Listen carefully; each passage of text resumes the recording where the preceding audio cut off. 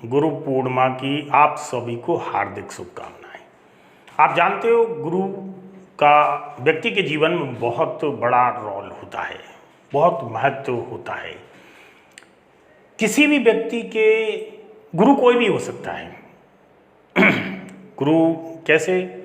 अगर आप किसी फील्ड में कार्य कर रहे हैं तो आपको एक गुरु की आवश्यकता पड़ती है जो आपको मार्गदर्शन दे। अगर आप शिक्षा प्राप्त कर रहे हैं तो आपको गुरु की आवश्यकता पड़ती है जो शिक्षक होता है। अगर आप बिजनेस कर रहे हैं, अगर आप टेक्निकल फील्ड में हैं, अगर आप मैकेनिकल फील्ड में हैं, अगर आप वैज्ञानिक पद्धति में हैं, कहीं भी हो जीवन में जो भी करना है, तो किसी भी क्षेत्र में अगर आप जाते हो तो हर जगह आपको जो है ना एक गुरु की आवश्यकता पड़ती है। और गुरु आपको मार्ग दिखाता है, गुरु आपके जीवन को सफल बनाता है, गुरु आपको जो है ना राहें आसान कर देता है। आपकी जो राहें होती हैं उनको आसान कर देता है। मेरे हिसाब से अगर पूछा जाए तो सबसे बेहतरीन जो गुरु होता है वो माँ होती है। सबसे बेहतरीन आर्टिस्ट भी माँ होती है, सबसे अच्छा कलाकार माँ होती है, सबसे अच्छा गुरु भी माँ होती है।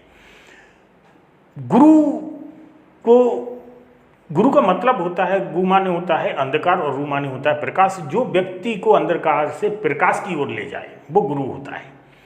गुरु वो नहीं होता है, मतलब एक नज़रिया है, गुरु वो नहीं होता है जो आपको शिक्षा देता है। जिस क्षेत्र में आप हैं उस अंधकार से आपको प्रकाश की ओर ले जाए वो गुरु होता है। और इसलिए गुरु का रू शब्द जो है ना वो प्रकाशित होता है, और इसलिए रू शब्द जो है ना उस पर ज़्यादा जोर पड़ता है और वो ज़्यादा प्रकाशवान होता है। यहाँ पर आप देखते हैं कि माँ का जैसे मैंने एग्जाम्पल दिया है, तो देखो आप माँ को अगर देखते हो तो आपको बचपन में देखो किस प्रकार से वो खाना खाना सिखाती है, किस प्रकार से आपको बोलना सिखाती है, किस प्रकार से आपको चलना सिखाती है, किस प्रकार से आपको जो है ना चीज़ों से खेलना सिखाती है, कितनी ममता से सिखाती है, कितने प्यार से सिखाती है। गुरु का हृदय जो है ना माँ की तरह होना चाहिए, बिल्कुल वैसा ही होना चाहिए। जिस प्रकार से माँ जो है ना अपने बच्चे का लालन पालन करती है या पोषण करती है, जो भाव से करती है वो भाव एकदम पवित्र होता है, एकदम बिना स्वार्थ के होता है। उसका पालन करते समय माँ कभी ये नहीं सोचती है कि ये बच्चा बड़ा हो के जो है ना मेरा सहारा बनेगा, या पिता तो सोच भी सकता है कि ये बच्चा मेरे जो है ना लाठी बनेगा या मेरे जो सहारा बनेगा।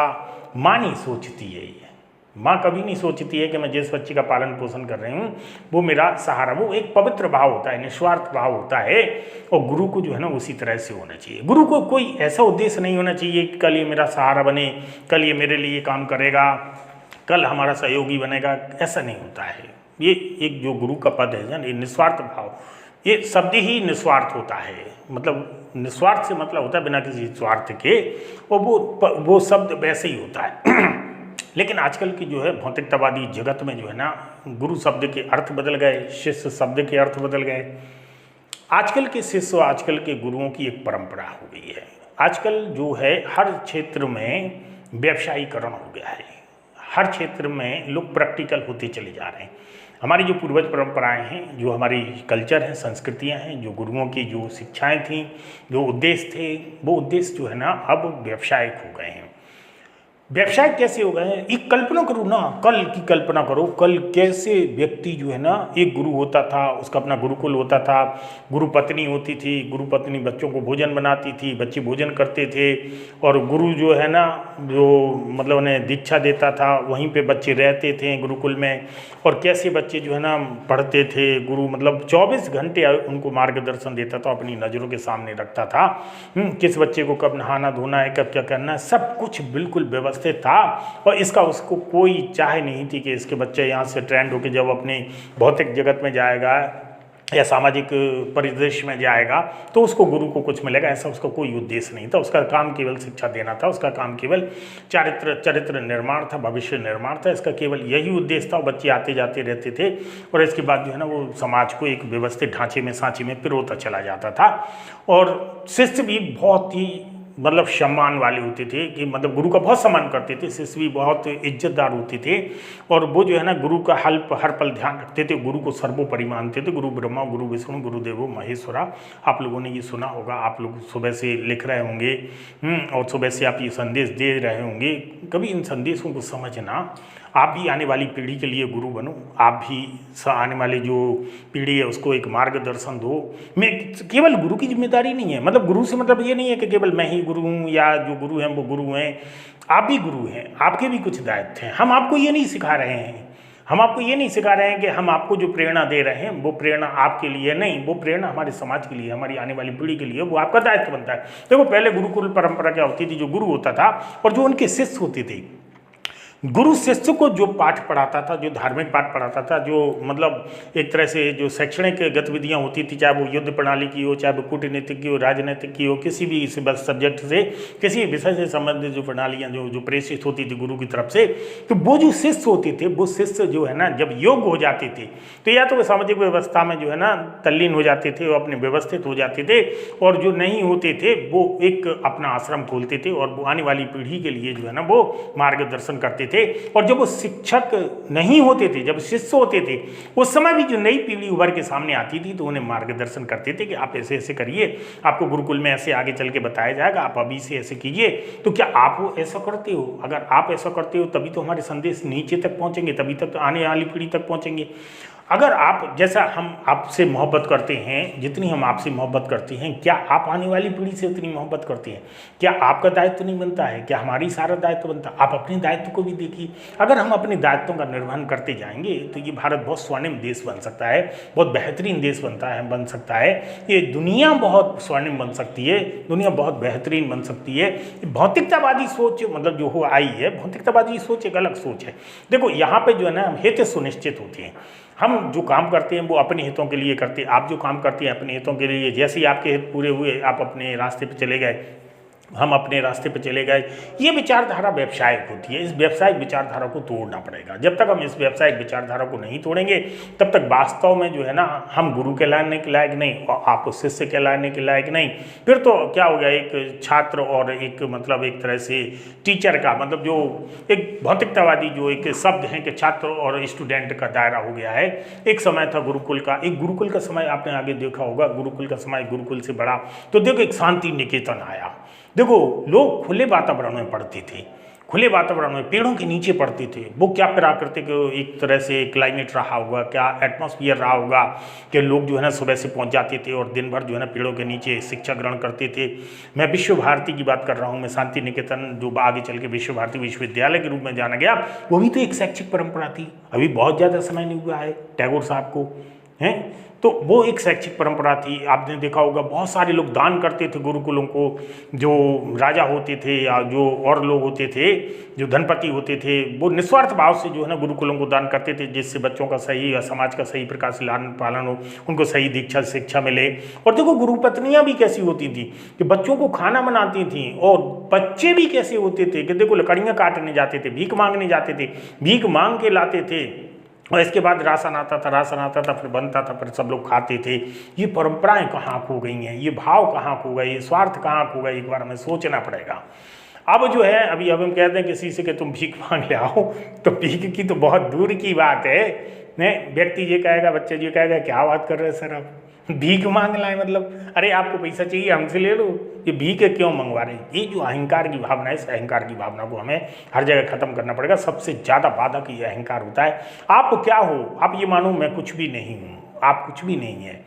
अपना अस्तित्व जो है ना किससे? अपना अस्तित्व अपने चरित्र से है, अपने भविष्य निर्माण से, अपने कर्म से है। इसके अलावा अपना अस्तित्व कुछ नहीं है। जिसका कर्म चरित्र और भविष्य निर्माण की विचारधारा बहुत तीव्र होती है, उसका स्वाभाविक अंदर से भाव बढ़ता है और लोगों के अंदर भाव बढ़ता है, और लोग आपको दिल में ऑटोमेटिक बिठा लेते हैं। ये भावना आपके अंदर पहले होना चाहिए, ये सच्चे दिल से आपका भविष्य चरित्र निर्माण का नजरिया होना चाहिए।